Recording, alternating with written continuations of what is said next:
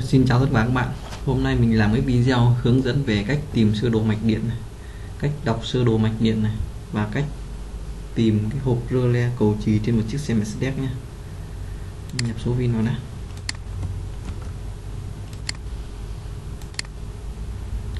Full text search hoặc là standard search đều được nhé. Nhưng mình không hướng dẫn hôm trước này, mình chọn standard đi. Group này, chọn hệ thống mình muốn tìm kiếm này. Mình muốn tìm cái cửa đi.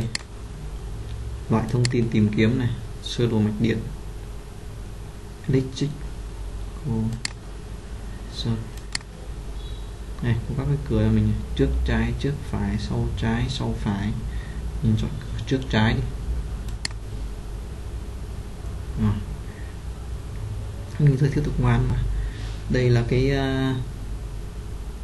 sơ đồ mạch điện này, rắc kết nối này, các điểm nối mát này, cái này là các điểm chia của cái nguồn, gọi là mình hay gọi là nguồn dương ấy.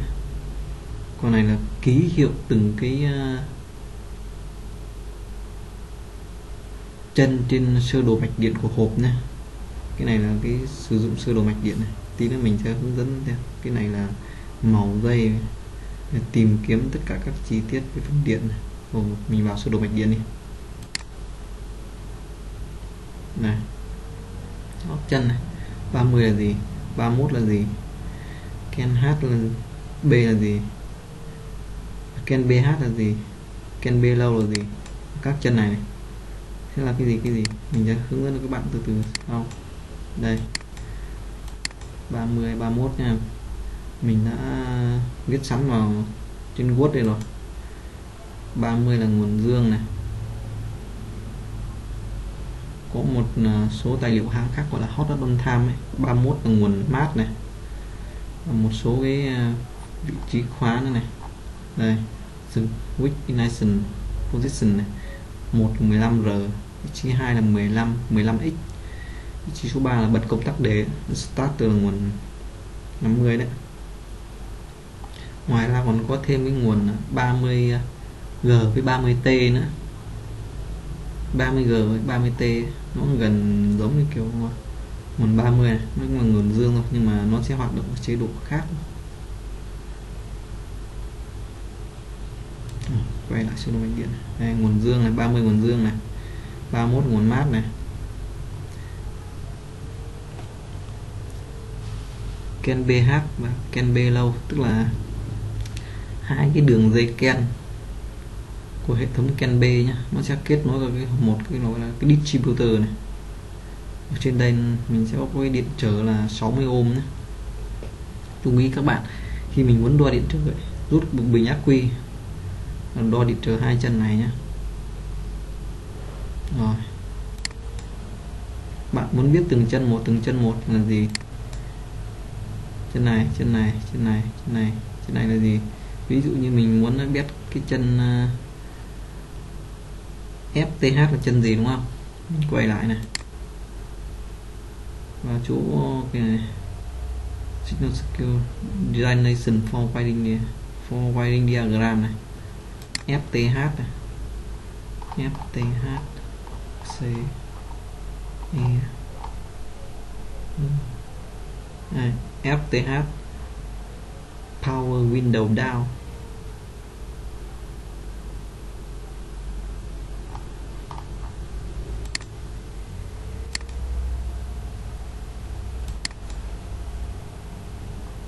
Điều khiển đến motor thôi, chân điều khiển motor. Mình muốn tìm cái chi tiết nào thì mình gõ vào đây này, ví dụ đây M10/3.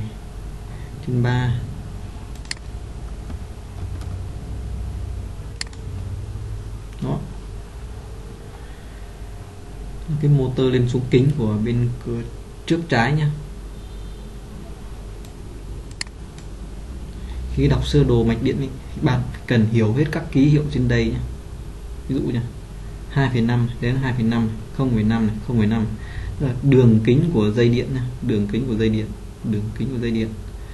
Và cái RDVKH là gì? Các bạn không thuộc màu dây thì kích vào đây, đỏ hoặc trắng. Còn nếu các bạn biết cái sơ đồ cái ký hiệu màu dây, ký hiệu viết tắt đấy, RDRZ này, đỏ sọc trắng này, BN là màu nâu này, đỏ sọc nâu này. Các bạn không nhớ thì vào đây này. Học phải từ từ, không phải học cái biết luôn được. Đây, user of winding diagram, ký hiệu màu dây với cả các thứ liên quan đến hệ thống điện này. Này,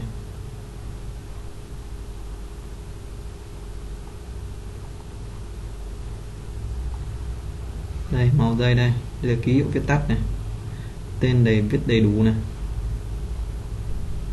Đây như lúc nãy mình nói có các hệ thống ken trên xe này, A, ken B, ken C, ken D, E, G, H.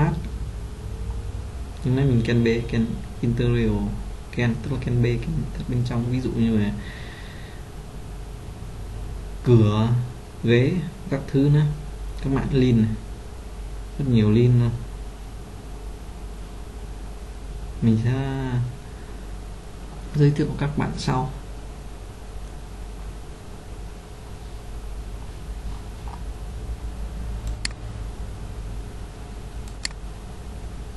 Rồi, cái hiệu mũi tên một chiều này, hai chiều, đi lên đi xuống là như thế nào.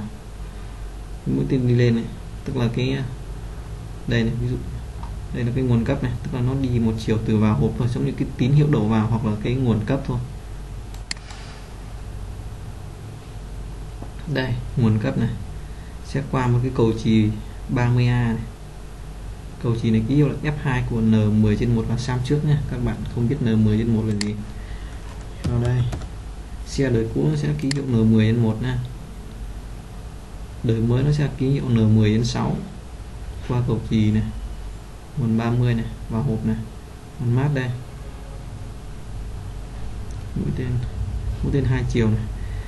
Mũi tên hai chiều này, tức là thông tin nó sẽ truyền đi gửi lại, tức là hai cái giống như hai cái kiểu nó giao tiếp với nhau ấy, gửi đi gửi lại, truyền đi truyền lại nhé.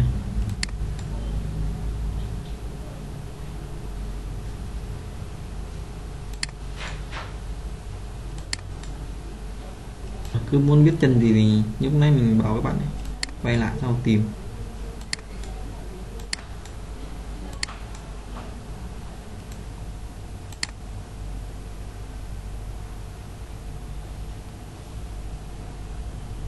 Rồi, muốn biết cái VK18 nó vị trí ở đâu ấy, thì các bạn kích vào đây là cái điểm nối mát đấy. VK18 này, hơi hoa mắt nha, thì mình sẽ kéo xuống đây.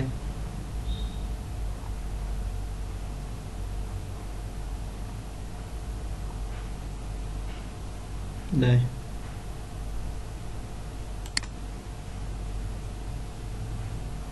thấy chưa, VK18 này, dưới sàn này, chỗ này này.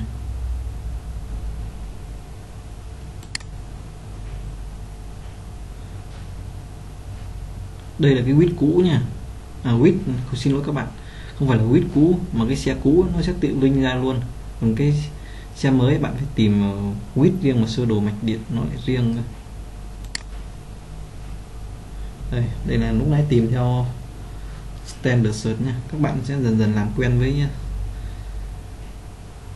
full text search đi, tại vì sơ đồ mạch điện các bạn tìm ấy, nó nằm riêng cơ, mà riêng thì nó sẽ ký hiệu khác. Xin lỗi, không phải ký hiệu khác mà các bạn phải nhớ chính xác này, tại vì cái đầu nhỉ, đây vậy đây, mình chọn vào đây nhá, rồi mình chọn vào đây, mình chọn vào cái này thì nó sẽ nằm riêng ra, tách riêng sơ đồ mạch điện nên nó không ra. Các bạn phải nhớ tên được hộp, ví dụ mình phải full text search này, tìm theo kiểu chính xác. Lúc nãy hộp cửa là N69/1 nha,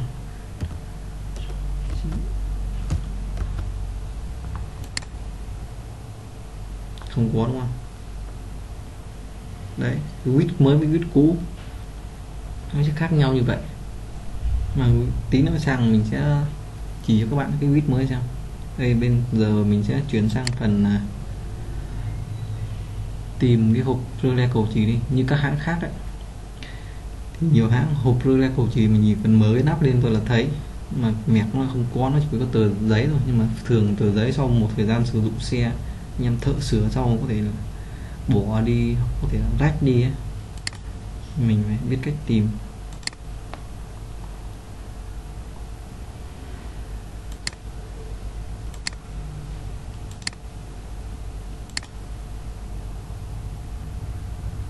Pizza and Relay.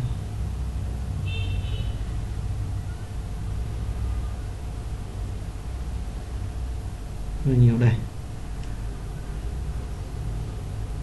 Các bạn chú ý này,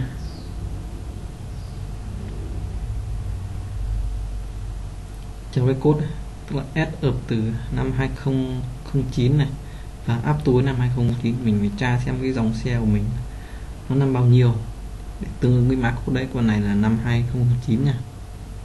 Đây,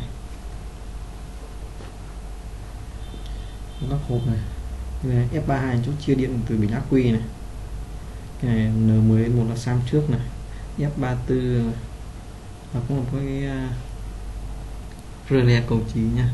Nó sẽ ở đây táp lô này, nó sẽ bên hông của táp lô ấy, tức là bên tay trái của người lái này. N10 đến 2 là sam sau nha. Từ vị trí này là đây. Cái này F33 cũng là cái bộ chia từ bình ắc quy ra, cái này chia từ bình ắc quy ra sau này. Này, muốn biết từng cái, ví dụ như mình muốn tìm cái vị trí của từng có rơ le của chỉ của hộp sam trước đi, N10/1 này.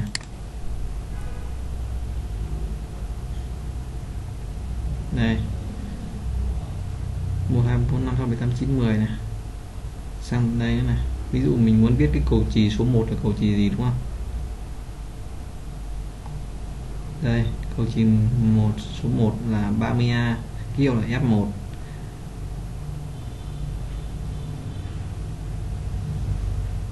Hộp ESP nha. Đấy, F2 là cái cầu chì cửa trước trái này, tức là bạn muốn tìm cái cầu chì nào ấy. Nhìn vào sơ đồ này, sau đối chiếu với ký hiệu trên đây, xuống gần tít đây.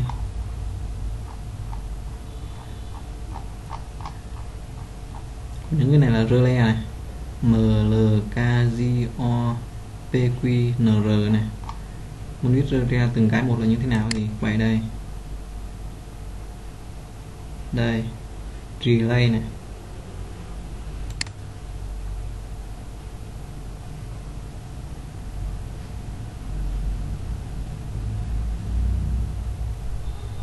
Đây, G là nguồn rơ le cầu chì 15 nha. Nguồn 15R này. 15R này. Nguồn 50 rơ le đề nhá. Lúc nãy mình báo từng cái rơ le một này. Rồi. Đây là đối với xe cũ, sang xe mới tìm nó sẽ hơi khác biệt một chút các bạn nha. Mình xóa số pin đi, mình lấy số pin đó.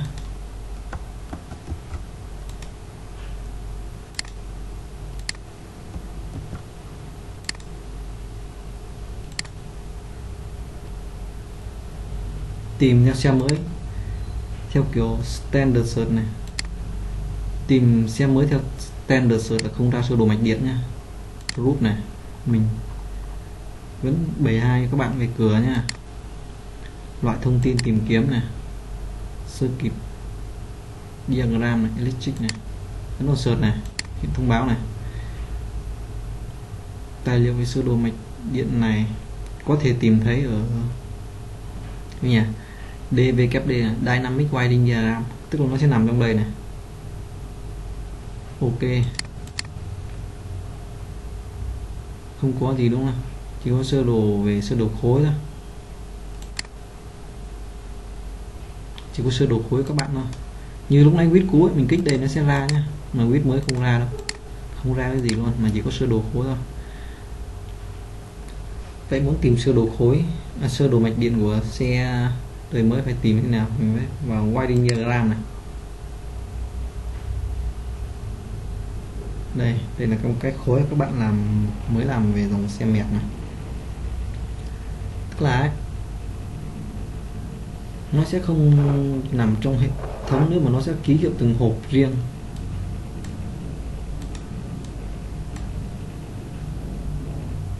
Đâu ra? Đây nha. Ví dụ mình tìm kiếm ở đây, ví dụ hộp cửa N69 nha, N69, đây nó hiện cho các mình này, trước trái trước phải và 69 đến 5 một kỳ let's go nha. Thích vào đây loát tí, đây loát xong rồi, phóng to lên nha. Đây nhìn có vẻ quýt mới này, sơ đồ màu dây nó hiện lên đây luôn. Nhưng nguồn thì mình bảo nguồn như lúc nãy thôi. Đây cử chỉ 32 này,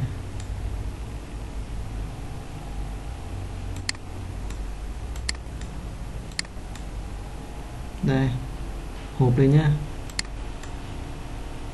hơi khó nhìn nè. Đây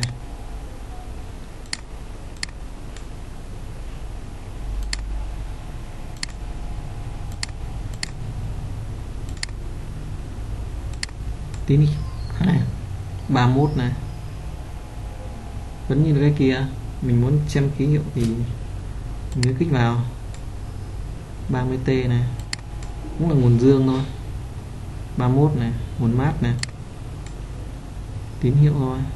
GND nó lại ký hiệu là GND, cũng là nguồn mát luôn này. Ok, đối với xe mới hơi khó với các bạn một chút là các bạn, một là phải nhớ tên của hộp, hai là phải nhớ ký hiệu.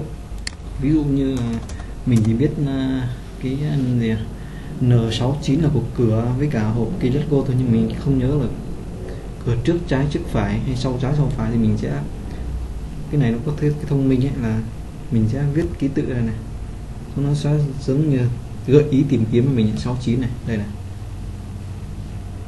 cửa này, trước trái này, trước phải này, sau trái sau phải, gợi ý cho mình luôn nha. Mà mình chỉ nhớ là đo thôi, cái cửa là đo đúng không, đo này, gợi ý cho mình luôn này, những từ khóa liên quan đến đo này. Ví dụ như mình phông đo này, phông đo này, mình muốn tìm cái cửa trước thôi, nhớ là cửa trước nhưng mà không biết nhớ trái hay phải, không nhớ thế nào thì mình ra phron này, đo này, đây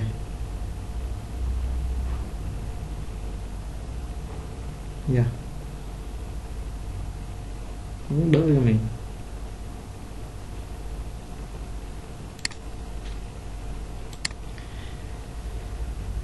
Đây mình có một vài cái ký hiệu cho các bạn này. Đây N127 là power chain này, N3/10 hộp động cơ này, motor electronic for combustion này, N118 là hộp bơm xăng này, control unit fuel pump này. Đấy, như máy mình bảo các bạn này, không nhớ tên của hộp ấy, thì mình nhớ tên cái từ khóa của cái hộp điều khiển nha. Ví dụ như là mình chỉ nhớ là fuel pump thôi, đúng không, mình hay dùng nhiều mà, fuel pump này,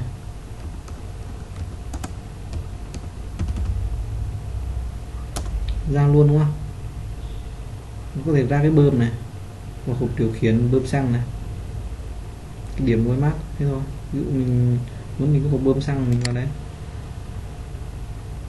tắt bỏ cái này đi, đợi nó lát tí, đây phóng to lên, nguồn vẫn thế, 30 nguồn mát, 30T là nguồn dương. Ký hiệu thế nào thì lúc nãy mình chỉ này, các bạn cứ vào mà tìm thôi.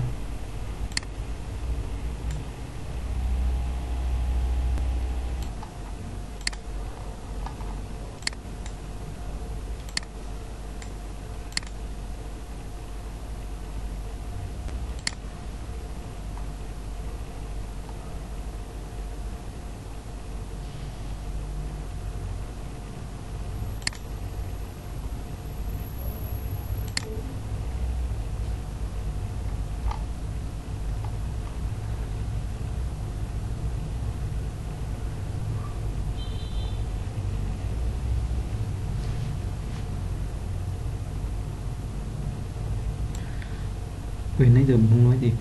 Các bạn nếu muốn xem rõ hơn về kết nối từ hộp bơm xăng đến từng con cảm biến hoặc cơ cấu chấp hành thì mình sẽ click vào đây, ví dụ như con nào đây nhỉ.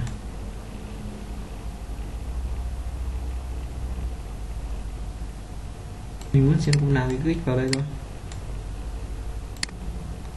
Ví dụ như con cảm suất áp suất nhiên liệu này. Này, sơ đồ nó sẽ ngắn gọn trực quan hơn đúng không? Từ hộp bơm xăng này xuống đây.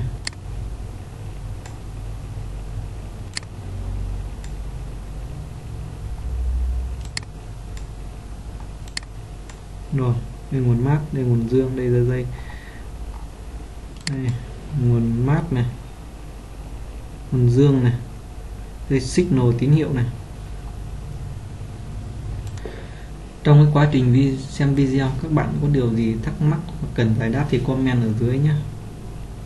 Có vấn đề gì thì các bạn cứ comment ở dưới để mình làm tốt video hơn. Xin chào các bạn, cảm ơn các bạn đã xem video nhé.